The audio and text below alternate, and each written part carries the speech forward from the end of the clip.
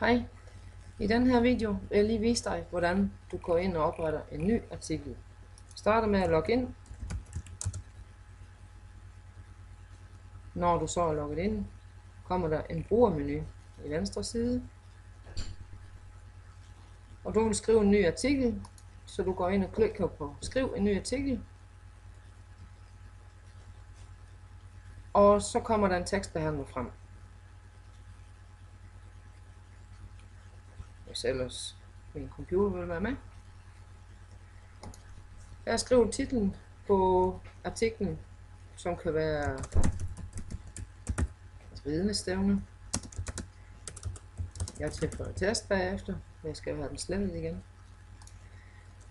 Herinde går du bare ind og skriver din tekst af en eller anden art. Du kan både bruge fedskrift, kursivskrift og understregning. Du kan centrere teksten. Du kan gå ind og ændre på skriftstørrelsen, på skriftfarven, baggrundsfarve, og du kan sætte tekst ind, du allerede har eventuelt liggende i et Word-dokument. Men hold musen hen over de forskellige knapper, så ser du, hvad de er til. Det er næsten ligesom at skrive i Word. Hvis du vil have et billede ind, klikker du på den her og sætter et billede ind. Det vigtige her, det er, at du får den rigtige kategori. Og det kan være, at du skal have den ind under forsiden nyt.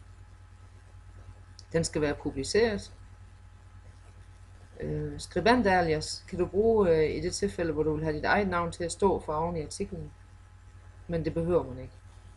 Fremhæv, det betyder, at den bliver set på forsiden, og det skal du sige nej til.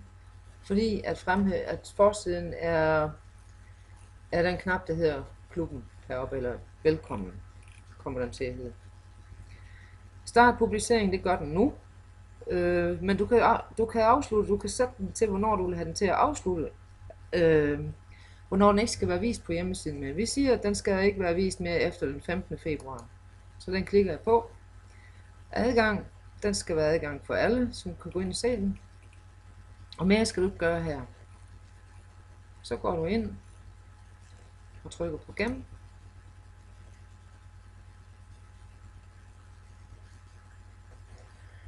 Og så ligger den herinde under forsiden nyt ridestævne test. Det var det hele. Tak fordi du kiggede med.